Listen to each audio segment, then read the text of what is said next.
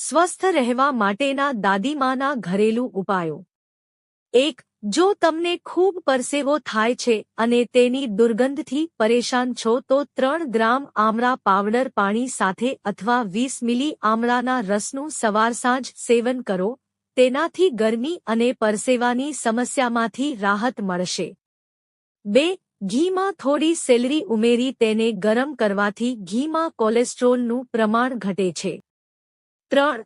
જે વ્યક્તિ રોજ અખરોટ ખાય છે તેને શ્વાસ લેવામાં તકલીફ થતી નથી। 4. તમે ખાઓ કે પીઓ તે બધું જ ઝડપથી પચવા માટે અજમાને સારી રીતે ચાવો। આ તમને જીવનભર કબજિયાત, અપચો અને પેટમાં ગેસ જેવી સમસ્યાઓ ન થવામાં મદદ કરશે। 5. ડુંગળીનો રસ લગાવવાથી મસાઓ નાના નાના ટુકડા થઈ જાય છે અને મૂળમાંથી ખરી જાય છે। 6. 5 સૂકા લાલ મરચાંને કપડામાં બાંધીને તમારા પલંગની નીચે રાખો। આવું કરવાથી તમારું સ્વાસ્થ્ય ક્યારેય બગડે નહીં। 7. કેરીના પાનને પીહીને લેપ બનાવીને પછી તેને દાંત પર ઘસો અને થોડીવાર પછી દાંત ચમકવા લાગશે। 8. ડુંગળીનો રસ વાળ પર લગાવવાથી વાળ ખરવાની સમસ્યા દૂર થાય છે। 9. નારિયેળને પીસીને જમ્યા પછી ખાવાથી ચહેરો જુવાન દેખાય છે। 10. જો તમે અપચોની સમસ્યાથી બચવા માંગતા હોવ તો તેને ધીમે ધીમે ચાવીને ખાઓ। 11. દાડમના દાણા ચાવીને ખાવો, તેનાથી તમારું મગજ મજબૂત થશે। 12. હાડકામાં દુખાવો થતો હોય તો ઓલિવ ઓઇલથી માલિશ કરો। ઓલિવ ઓઇલથી માલિશ કરવાથી દુખાવો મૂળમાંથી દૂર થઈ જાય છે। 13. માટીના વાસણમાં રાખેલ પાણી પીવાથી વ્યક્તિ ભાગ્યે જ બીમાર પડે છે। 14. જો તમે ખૂબ તળેલા ખોરાકનું સેવન કરો છો તો ત્વચા સંબંધિત સમસ્યાઓનું જોખમ વધારે છે। 15. તાવની સ્થિતિમાં લીલી ઇલાયચીને પાણીમાં ઉકાળીને પીવાથી ફાયદો થાય છે। 16. વરિયાળી મિશ્રિત ચા પીવાથી કોઈપણ પ્રકારની કબજિયાતમાં રાહત મળે છે। 17. મહિનામાં 4 થી 5 વખત પાઇન નટ્સ ખાવાથી હાડકાં મજબૂત થાય છે કારણ કે તેમાં કેલ્શિયમ ભરપૂર માત્રામાં જોવા મળે છે, જે હાડકાં અને દાંતને મજબૂત બનાવવામાં મદદ કરે છે। 18. તમે અવારનવાર લોકોને ચંદનનું તિલક કરતા જોયા હશે।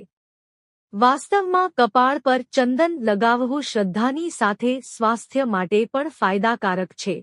19. સવારે દાંત સાફ કરતા પહેલા પાણી પીવાથી પાચન શક્તિ મજબૂત બને છે અને મોંમાં ખરાબ બેક્ટેરિયા જમા થતા અટકાવે છે। 20. અઠવાડિયામાં એકવાર લીમડાનો ઉકાળો પીવાથી નખ, ખીલ, પિમ્પલ્સ અને ડાયાબિટીસથી રાહત મળે છે। 21. તમારા મનને તીક્ષ્ણ બનાવવા માટે બદામના તેલથી તમારા માથાની માલિશ કરો।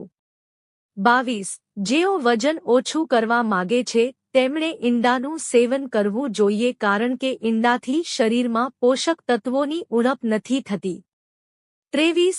નારિયેળનું સેવન સ્વાસ્થ્ય માટે ખૂબ જ ફાયદાકારક છે।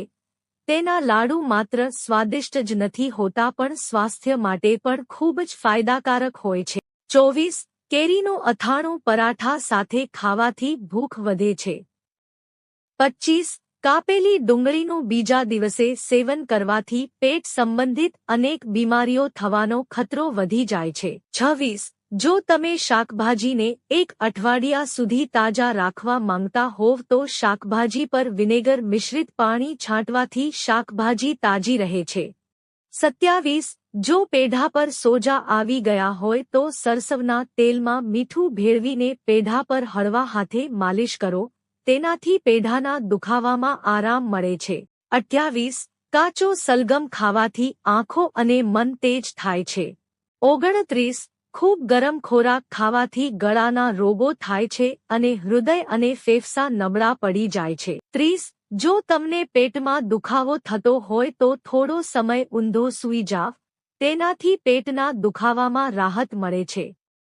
31. જો અચાનક તાવ આવવા લાગે તો મેથીનું પાણી પીવાથી આરામ મળે। 32. કાળા મરીને પાણી સાથે ખાવાથી વ્યક્તિ હંમેશા સ્વસ્થ અને યુવાન રહે છે। 33. લીંબુના પાનને સૂંઘવાથી માથાનો દુખાવો મટે છે. 34. કેપ્સિકમનું સેવન કરવાથી શરીર સ્વસ્થ રહે છે અને તે કેન્સરથી પણ બચાવે છે. 35. નખ પર નાળિયેર તેલની માલિશ કરવાથી આંખોની રોશની સુધરે છે. 36. શરીર પર ખંજવાળ આવતી હોય ત્યારે આકડાના મૂળને બાળીને સરસવના તેલમાં મિક્સ કરીને લગાવવાથી રાહત મળે છે. 37. કેળાની છાલ પર મધ લગાવીને ખીલ પર હળવા હાથે મસાજ કરીને થોડા સમય પછી ચહેરો ધોઈ લો. આમ કરવાથી ખીલ ઓછા થવા લાગે છે. 38. ગરમ અથવા નવશેકા ઘી વડે પગ અને તળિયાનું મસાજ કરવાથી તમને પગના દુખાવામાંથી આરામ મળશે અને તણાવ પણ ઘટશે. દેશી ઘીમાં રહેલા એન્ટીઓક્સિડન્ટ્સ સ્ટ્રેસને ઘટાડે છે. 39. સ્મોકિંગ કરવાથી કિડનીમાં બ્લડ ફ્લો ઓછો થઈ જાય છે, જેના કારણે કિડની સંબંધિત સમસ્યા થવાનું જોખમ વધી જાય છે.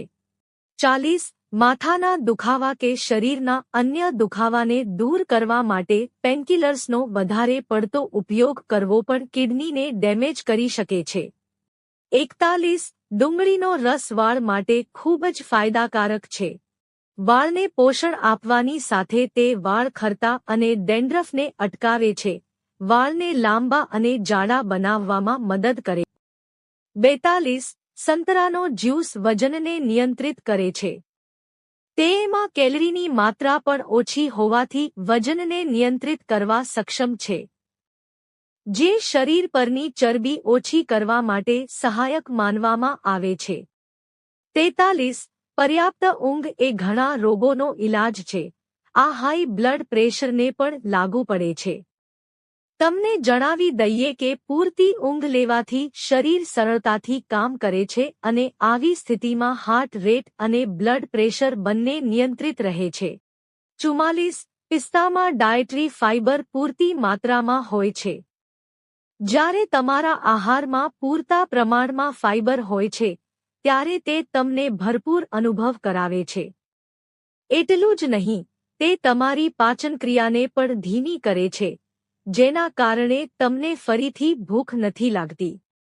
45. હૂંફાળા પાણીમાં કલોંજીના તેલના થોડા ટીપાં ઉમેરો અને લીંબુનો રસ ઉમેરો.